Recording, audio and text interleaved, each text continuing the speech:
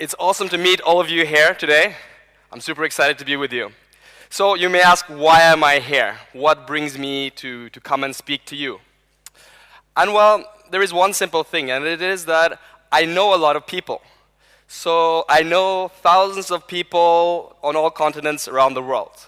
And I think maybe one of the reasons why I know these people is because when I was growing up, my parents were always talking about, like you should treat everyone that you meet in your life, doesn't matter where they're from or what they do, like with, be nice to them and with treat them with respect. So this is something that has followed with me, sort of in this sphere as well. I'm not an expert on everything else. Don't quote me as an expert on Romanian, for example, though I used to have a Romanian ex-girlfriend once upon a time, so I know a couple of words, but not too much, yeah? So no expert as of that yet. So, everyone has to tell a story. And I think that's one of the things that I like the most about meeting new people, is that everyone has a story. It doesn't matter where they are, they have a different story, they have lived a different experience, and as a result, they view things in a different way. So I want to tell you a little bit of a story starting with myself. So when I was in university, basically, I thought I was in business school. I thought everyone around me wanted to be accountants or consultants or those typical corporate jobs. And I also thought, this is what I want to do because this is what everyone around me is doing. Everyone around me is kind of trying to strive to do well in university, and then from there essentially try to get a job, try to get an apartment and a family and move this whole path. And that's what I thought. Okay, this is kind of what is in it for me as well. But what I realized when I was thinking about this is that it didn't make me smile. So it didn't make me smile. And as a result, I thought, okay, this is not something I should do, even though from a rational perspective, I should just follow the traditional path. So when the opportunity came to go and work full-time as a volunteer in Kenya for ISEC, then I sort of went onto that opportunity. Even though, I was not being paid anything, I was my parents were like, why are you wasting your life on, doing things that are not going to give you value in the job market? It didn't make sense. You're kind of not progressing in the traditional path. So from that perspective, it didn't really make sense. But for me, it was something that I was passionate about and I felt was the right thing with what I wanted to explore. So I sort of went for this experience, and I had a great experience. I met like heads of state and a lot of things, and I ended up doing that for 3 years, which at the time seemed crazy for a lot of people around me. But afterwards, I wouldn't have gotten the experiences and be where I am right now had it not been for it, right? So, like life has unconventional paths, and that's why there's a definition of success and the definition of being unconventional, right? And as you see, success is the accomplishment of an aim or a purpose, and being unconventional is doing something different. And often, success is in the eye of the beholder. It's in the eye of what people view as being right and wrong. So, can these two things work together or not? So we're living in a constant fight to strive and be successful in our lives. We have people around us who are saying, you should make a lot of money, you should get a good job, you should go and study and do well in university, you should do all of these kinds of things. And you're getting all of these pressures around you. Like in India, for example, it's like they say, it's very nice to be a lawyer or a doctor. They say that. I didn't become either of those, but people have stereotypes, right? Yeah, people have stereotypes all over the world in terms of what you're supposed to do, what is prestige, what is success, right? So, like my path, which might be similar to yours, like you get born, you go to elementary school, then you go to middle school, then you go to high school, you try to do well, you try to get good grades, you try to make everyone around you happy, right? And you move along in this path, and then you get a good internship, and then a job, and then a family, and all of these kinds of things. But the question is, is this, and what you realize after a while is that everyone else is doing the exact same thing. So you think you're striving, you're trying to be the best, but everyone's trying to be the best. So then it's like, okay, we're all kind of like the same. So then, what can you do with that, And I want to tell you a story about, I was last year in a wedding of a friend of mine in Kenya, actually. And he was getting married. I was the best man at the wedding. And on the way back, I was in the airport. My flight was delayed. There was, I don't know what it was, weather conditions or something like that. So I decided to go to the cafe and sit down. So I sat down next to a guy who was typing on his computer, and we started chatting a little bit. And turns out he was in his mid-20s. He's Nigerian. And can you guess what he used to do for a living? Doctor? No, so actually he used to be a computer scammer. You know the ones who send you emails trying to say, I inherited a fortune, I just need your bank account number, and then once you send me a little bit of money, I'll give you millions of dollars. Have you ever seen one of those emails? Yeah, so this was something that he was doing, and he was making a living in this way. But then he realized after a while, okay, a lot of people are getting into this industry. The spam filters of Hotmail and Gmail and Yahoo, all these things, they were getting better, so it's becoming more and more difficult to make a living from this trade. So he's like, okay, I need to support my family. What am I going to do now? So then he realized, okay, he's very passionate about the society around him and helping the people that he lived with. So he's like, okay, I have this background. So he decided to create mobile apps. He started to create mobile apps basically to solve some of the societal problems. And this is what he's doing now, and he's making a living from that, from making that change and figuring out something new that was not really on his path to begin with. Then one other thing is, we talked about the job market, but the educational system that we live in is completely messed up. We learn things that you can barely use in university, that you can barely use for a few different professions. And even what you learn, it barely does that. Even if you go to a job and you specifically study something, you barely can use that, and a lot of things you have to learn on the job anyways. So there's a lot of things in the educational system, you're taught a right and a wrong. It has to be like this or like this. That's why I was always a really bad student in university, because I was always asking, so why is it like that? Why are we doing it like that? And the teachers didn't really care. This is, just remember this theory, this is what you need to do. And okay, but that's why I wasn't able to comprehend it. But that's essentially what we've been taught to do, is we're supposed to find, okay, what is the right, what is the wrong answer of everything, and the world isn't like that. And that's something that we need to adapt to, and we need to see how we can work with that to be relevant. And I want to tell you another story. And this is a story about a friend of mine who I was living in the Silicon Valley for a couple of months in the US. So it was a girl who had family from the Dominican Republic, right?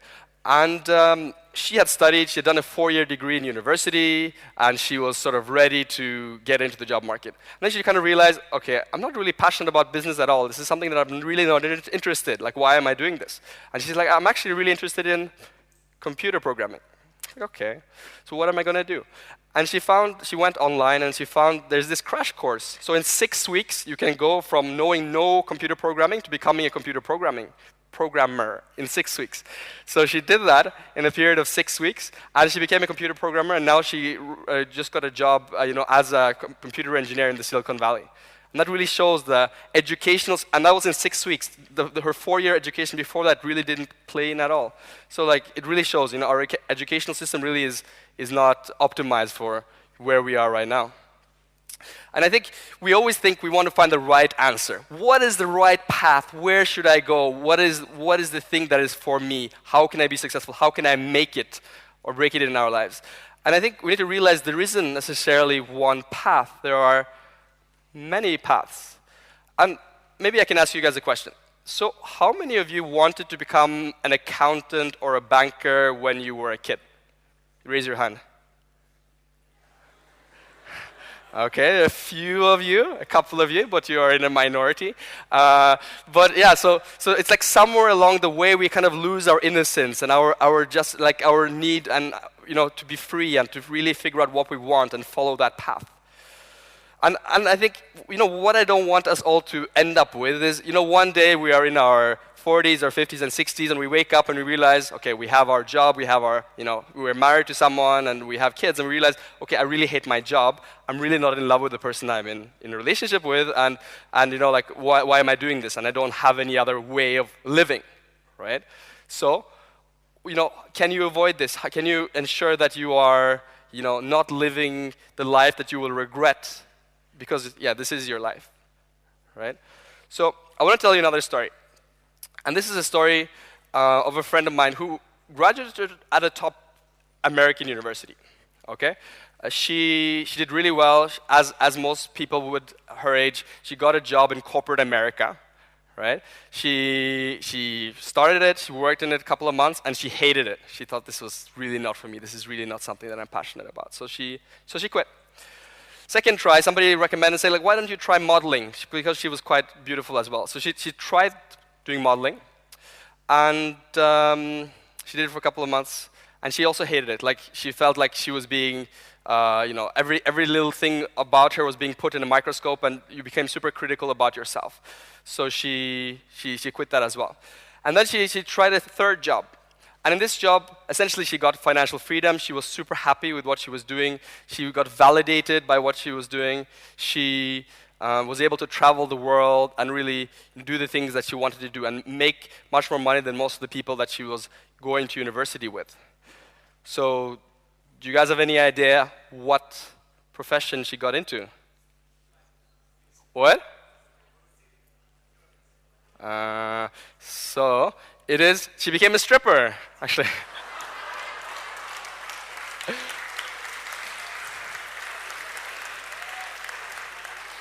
Yeah, so I mean, stripping is not for everyone, but she told me something that I thought was quite beautiful. That, as a model, you learn to hate yourself and everything about your body, but as a stripper, you learn to embrace yourself and love everything about yourself.